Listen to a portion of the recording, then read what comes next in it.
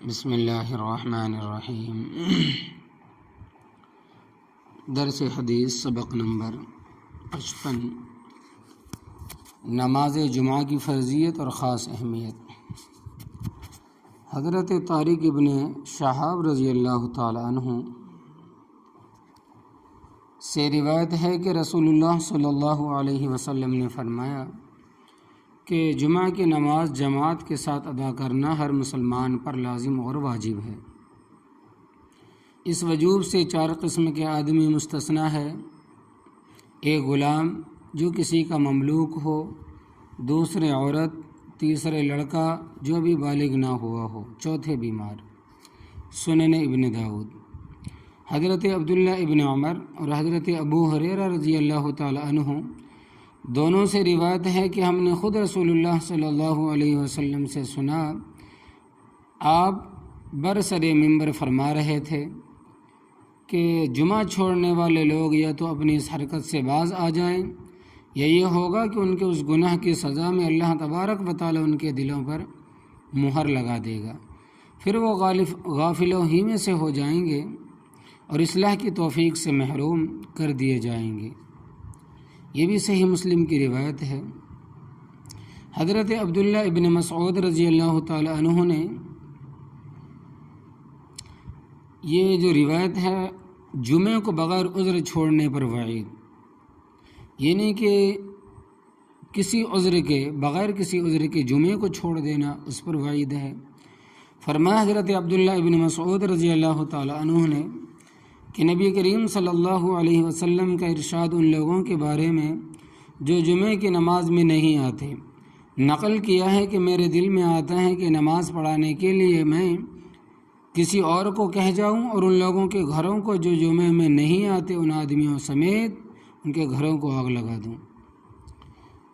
ابو الجعد زمری سے روایت ہے کہ رسول اللہ صلی اللہ علیہ وسلم نے ارشاد فرمایا،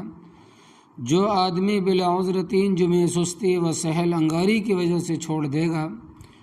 اللہ تبارک و تعالی اس کے دل پر مہر لگا دے گا، پھر وہ نیک عمل کی توفیق سے محروم ہی رہے گا۔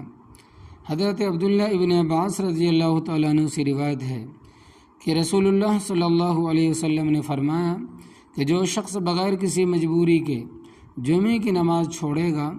اور وہ اللہ تبارک و تعالیٰ کے اس دفتر میں جس میں کوئی رد و بدل نہیں ہو سکتا منافق لکھا جائے گا۔ اور بعض روایت میں 3 دفعہ چھوڑنے کا ذکر ہے، مسند شافعی۔ تو ان حدیثوں میں جمعے کی جو غیر معمولی اہمیت بیان کی گئی اور اس کے ترک پر جو وعیدیں سنائی گئی وہ کسی تشریح کی محتاج نہیں ہے۔ اللہ تبارک و تعالیٰ ان سب معصیات و منکرات سے بچنے کی ہمیں توفیق دے جن کے نتیجے میں بندہ اللہ تبارک و تعالیٰ کی نظر و کرم سے گر جاتا ہے اور اس کے دل پر مہر لگا دی جاتی ہے۔ اللہم احفظنا۔ جمعہ کے لیے اول وقت جانے کی فضیلت۔ حضرت ابو ہریرہ رضی اللہ تعالیٰ عنہ سے روایت ہے کہ رسول اللہ صلی اللہ علیہ وسلم نے فرمایا کہ جب جمعے کا دن ہوتا ہے تو فرشتے مسجد کے دروازے پر کھڑے ہو جاتے ہیں اور شروع میں آنے والوں کے نام یکے بعد دیگرے لکھتے ہیں، اور اول وقت دوپہر میں آنے والے کی مثال اس شخص کی سی ہے جو اللہ تبارک و تعالیٰ کے حضور میں اونٹ کی قربانی پیش کرتا ہے۔ پھر اس کے بعد 2 نمبر پر آنے والے کی مثال، یعنی دوسرے نمبر پر آنے والے کی مثال اس شخص کی سی ہے جو گائے پیش کرتا ہے۔ پھر اس کے بعد آنے والے کی مثال مینڈا پیش کرنے والے کی، اور اس کے بعد مرغی پیش کرنے والے کی، اس کے بعد انڈا پیش کرنے والے کی۔ پھر جب امام خطبے کے لیے ممبر کی طرف جاتا ہے تو یہ فرشتے اپنے لکھنے کے دفتر لپیٹ لیتے ہیں اور خطبہ سننے میں شریک ہو جاتے ہیں۔ صحیح بخاری، صحیح مسلم کی روایت۔ حدیث کا اصل مقصد وہ مدعا جمعہ کے لیے اول وقت جانے کی ترغیب ہے اور آگے پیچھے آنے والوں کے ثواب و درجات کے فرق کو آپ نے مختلف درجے کی قربانیوں کی مثال دے کر سمجھانا چاہا۔ نماز جمعہ اور خطبے میں آپ صلی اللہ علیہ وسلم کا معمول۔ حضرت انس رضی اللہ تعالیٰ عنہ سے روایت ہے کہ رسول اللہ صلی اللہ علیہ وسلم کا معمول تھا کہ جب سردی زیادہ ہوتی تو نماز جمعہ شروع وقت ہی میں پڑھ لیتے اور جب موسم زیادہ گرم ہوتا تو ٹھنڈے وقت یعنی گرمی کی شدت کم ہونے پر پڑھتے۔ حضرت جابر بن سمرہ رضی اللہ تعالیٰ عنہ سے روایت ہے کہ رسول اللہ صلی اللہ علیہ وسلم دو خطبے دیا کرتے تھے اور دونوں کے درمیان تھوڑی دیر کے لیے بیٹھتے تھے۔ آپ ان خطبوں میں قرآن مجید کی آیت بھی پڑھتے تھے اور لوگوں کو نصیحت بھی فرماتے تھے۔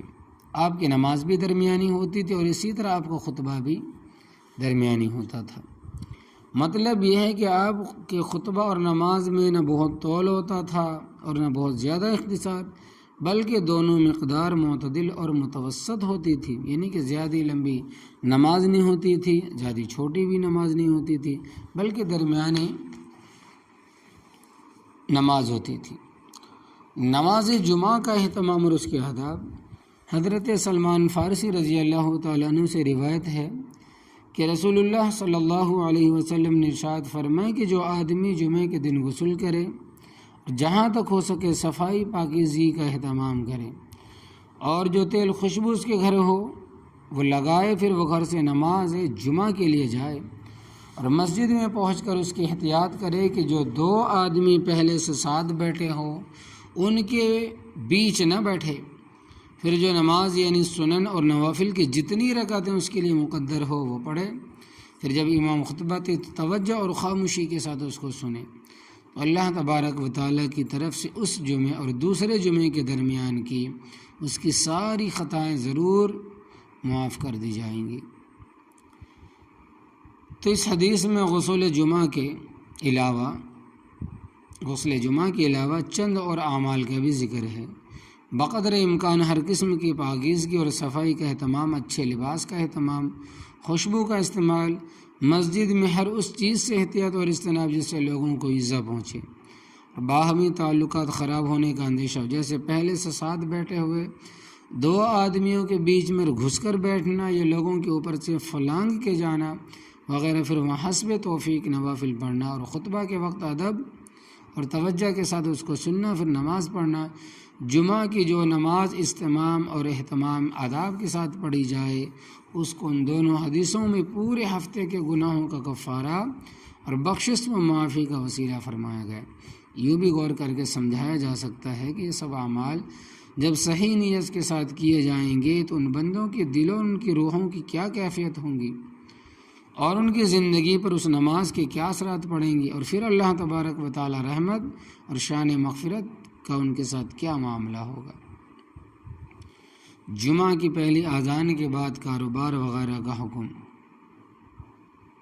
جمعہ کے دن ہر ایسے مسلمان عاقل بالغ تندرست مرد پر جو کسی شہر میں ہو جمعے کی پہلی اذان ہوتے ہی نماز جمعہ ادا کرنے کا اہتمام واجب ہے۔ اس کے سوا کسی اور کام میں مشغول ہونا جائز نہیں، جس کی چند صورتیں نمبر وار ہیں۔ نمبر 1،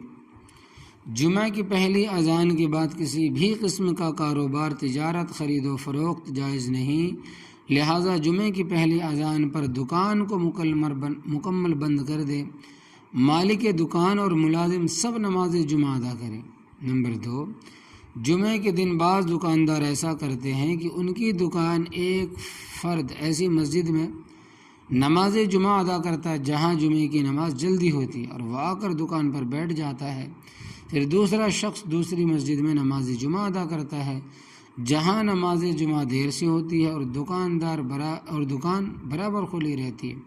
اور کاروبار جاری رہتا ہے، یہ جائز نہیں۔ اگر دکان کے تمام افراد کسی ایسی مسجد میں جمعے کی نماز ادا کرے جہاں نماز جمعہ جلدی ہوتی ہے اور پھر آ کر دکان کھول لیں تو یہ جائز ہے۔ نمبر 3، ملازمت سرکاری ہو غیر سرکاری، جمعے کی پہلی اذان کے بعد ملازمت کرنا جائز نہیں، اس کو چھوڑ کر نماز جمعہ ادا کرنے کا اہتمام ضروری ہے، البتہ جمعے کی نماز ادا کرنے کے بعد ملازمت کرنا پھر جائز ہے۔ نمبر 4، جمعے کی پہلی اذان کے بعد اگر کارخانہ یا دکان یا فیکٹری باہر سے بند کر دے اور اندر مسلمان ملازمین کام کرتے رہیں تو یہ بھی جائز نہیں، سب کو کام چھوڑ کر نماز جمعہ ادا کرنا فرض ہے ورنہ سخت گناہ ہوگا۔ نمبر 5، اگر کسی مسلمان ملازم کو جمعے کی پہلی اذان کے بعد مالک کام کرنے پر مجبور کرے تو مجبور کرنے والا گنہگار ہے اور ملازم پر اس کا کہا ماننا جائز نہیں۔ اگر وہ مجبور کرنے سے باز نہ آئے تو ملازم کو چاہیے کہ اس کی ناجائز بات نہ مانے بلکہ جمعہ کی نماز اپنے وقت پر ادا کرنے کا اہتمام کرے۔ نمبر 6، جمعہ کی پہلی اذان کے بعد گلی کوچوں اور بازاروں میں محنت مزدوری کرنے والوں، چل پھر کر مال بیچنے والوں، ریڑھی ٹھیلا لگانے والوں پر بھی واجب ہے کہ کام بند کر کے نماز جمعہ ادا کرے۔ نمبر 7، اذان جمعہ کے بعد کھانا پینا، سونا یا کسی سے باتوں میں مشغول رہنا، یہاں تک کہ کسی اخبار یا کتاب کا مطالعہ کرنا وغیرہ، غرضے کہ ہر وہ کام جو جمعے کی تیاری کے لیے مانع بنے جائز نہیں، صرف جمعے کی تیاری کے لیے جو کام ہو وہ کیا جا سکتا ہے۔ نمبر 8، اذان جمعہ کے بعد مرد حضرات کو جن پر جمعے کی نماز فرض ہے گھر میں نوافل یا ذکر تلاوت یا کسی اور عبادت میں مشغول رہنا جائز نہیں۔ انہیں چاہیے کہ نماز جمعہ کے لیے مسجد میں حاضر ہو، مسجد میں اگر چاہیں اور موقع ہو